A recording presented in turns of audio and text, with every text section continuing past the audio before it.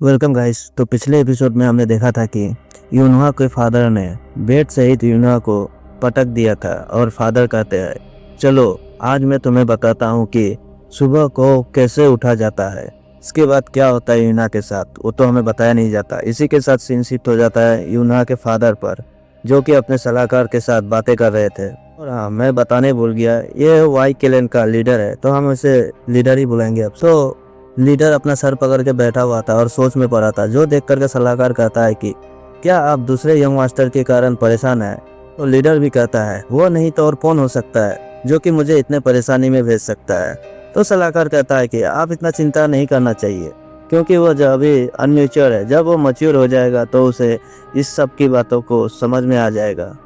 तो लीडर उदास होते हुए कहता है कि जब वह पैदा हुआ था तो वह उसी समय अपना मार्शल ट्रेनिंग के लिए देश घूमने चला गया था, लेकिन मुझे लगा था कि मैं 2 वर्षों में वापस आ जाऊंगा। पर मैं उस समय कई घटनाओं के कारण मुझे लौटने में केवल 8 साल लग गया, लेकिन मैं इन समय में सॉर्ड ऑफ जस्टिस का टाइटल हासिल कर लिया था। लेकिन नुकसान बहुत बड़ा था। जब मैं घर लौटा तो मेरी पत्नी का रवैया बदल गया था।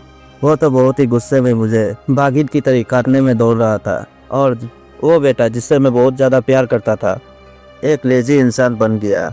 यह सब देख करके मुझे अभी भी उदासी और परेशानी महसूस होती है। तो सलाहकार कहता है कि आप इसके बारे में चिंता मत कीजिए, मेरे पास इसके लिए एक रास्ता है। जो सुनकर के बाप चौंक जाता है और पूछता है कि बताओ कौन सा रास्ता है इन सब को सही करने का। तो सलाहकार कहता है कि क्या आप भूल गए कि वो वापस आ रहा है? जो सुनकर के लीडर थोड़ा हैरान हो जाता है और सोच में पड़ जाता है। फिर उसे याद आता है, हाँ हाँ तूने ठीक कहा, मुझे लगता है वो वापस आ रहा है। आप सही कह रहे हैं, अब वो आने पर मेरे सारी तकलीफ दूर हो जाएगा। तो सलाहकार कहता है कि हाँ अब वो 3 साल बाद वापस आ रहा है। और हमें उस बंदे के बारे में बताया जाता है जो कि लीडर का बड़ा बेटा होता है और वो क्लैन का सेकंड यंग मास्टर, जिसका नाम होता है सुनहो। और वह वो व्यक्ति है जिससे यूनोहा बहुत ही ज़्यादा डरता है। इसी के साथ सीन कट होकर के यूनोहा के रूम पर आता है, जहाँ पर यूनोहा का एहसास होता है कि उसके पीछे कोई खड़ा है।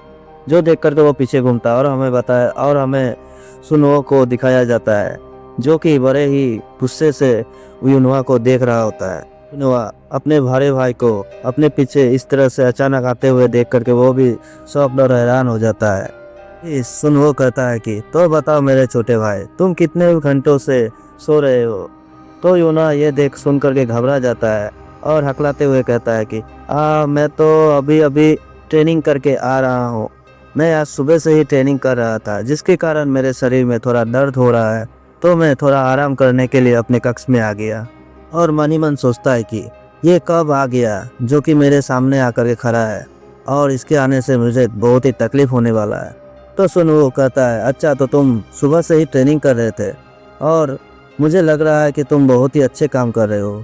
तो सुनकर यूनोहा कहता है हाँ हाँ मैं तो सच में ट्रेनिंग कर रहा था। तो सुनो कहता है अच्छा तो यह बात है, तो तुम अपने मार्शल फॉर्म से उस मोमबत्ती को तोड़ कर दिखाओ। तो यूनोहा थोड़ा घबराते हुए सोच में पड़ जाता है और कहता है क्या उसे तोड़ना है? कहता है हाँ उसे तोड़ना है, और वो भी अपने मार्शल फॉर्म से। मैं भी तो देखो तुम मेरे जाने के बाद 3 सालों में क्या क्या सीखा है। और इधर यूनोहा तो सोच में पड़ गया कि अब वो क्या करे, क्योंकि उसे तो मार्शल आर्ट का एम भी नहीं आता है। और इधर उसे इस तरह से घबराते हुए और खड़े होकर के सोचते हुए देख करके सुनो तो बहुत ही गुस्सा हो जाता है और कहता है तुम क्या कर रहे हो? मैंने तुम्हें जल्दी से अपना कर्तव्य को दिखाने को कहा है, तो चलो शुरू हो जाओ। तो यूनोहा नाटक करते हुए कहता है क्या मुझे इसको यहीं पे करना है? इससे तो खतरा हो सकता है, इससे मेरे अटैक से घर भी बर्बाद हो सकता है। जो देख करके सुनो तो बहुत ही गुस्सा हो जाता है और चिल्लाते हुए कहता है तुम अपना बकवास बंद करो और जो भी मैंने कहा है उस पर फोकस करो, तो जल्दी करो, मैं तुम्हें और भी वक्त नहीं दे सकता हूँ।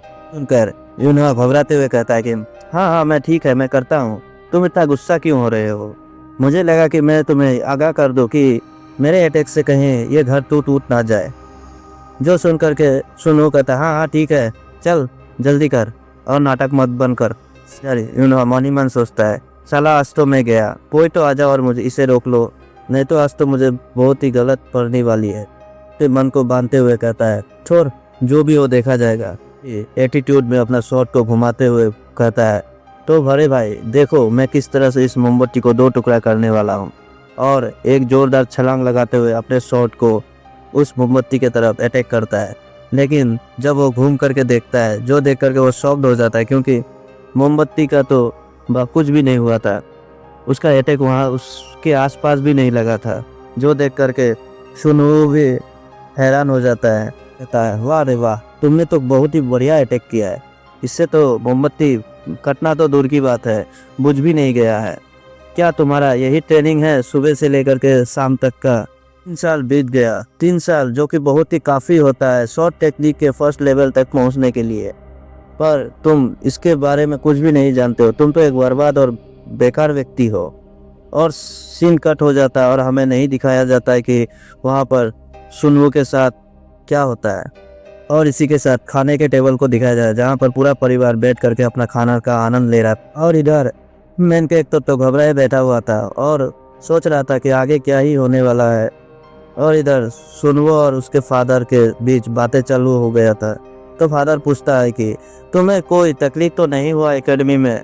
तो सुनवो कहता है कि नहीं नहीं, मुझे कोई भी तकलीफ नहीं है। वैसे भी बिना कठिनाई के हम आगे नहीं बढ़ सकते हैं। जो सुनकर के फादर वो कहता है तुम तो वाकई में एक महान व्यक्ति हो, जो कि किसी भी कठिनाई को पार करके लक्ष्य को पा सकते हो। मैं और भी कुछ कहना है। और इधर यूनहा तो अपने ही मस्ती में मग्न था, आप देख सकते हैं। तभी सुनवो कहता है कि हाँ मुझे और एक बात कहना है। सुनकर के उसके मदर कहता है कि हाँ बताओ तुम्हें क्या कहना है, तुम जो भी बात करना चाहते हो खुल के बताओ। तो वह कहता है कि ये बात असल में यूनहा के बारे में है। जो सुनकर के सभी चौंक जाते हैं और इधर एमसी तो शौक में ही हो जाता है, अब ये क्या करने वाला है। तो सुनवो कहता है असल में मैं यूनहा को मार्शल आर्ट अकादमी में ले जाना चाहता हूँ। जो सुनकर के यूनहा का तो दुनिया ही हिल जाता है, क्योंकि वह जानता है कि सुनवो उसके साथ क्या क्या कर सकता है। और इसी के साथ दोनों भाई को दिखाया जाता है जो कि मार्शल आर्ट अकादमी के लिए निकल जाते हैं। और हमें वो भिखारी बताता है कि वह लड़का जो कि लेजी और आलसी था, उसका सफ़र यहीं से शुरू होता है उसका महान बनने का। और कौन ही जानता था कि एक बेकार लड़का जिसका आराम का ज़िंदगी था, वह अब मुश्किलों में बदलने वाला है। बीएमसी अपने भाई से कहता है क्या हम यहाँ पे थोड़ा आराम करके तब आगे नहीं बढ़ सकते हैं? जो सुन करके सुनो बड़े गुस्से में उसको देखता है। और इसी के साथ आज का एपिसोड को एंड करते हैं। तो मिलते हैं नेक्स्ट वीडियो में। Good bye.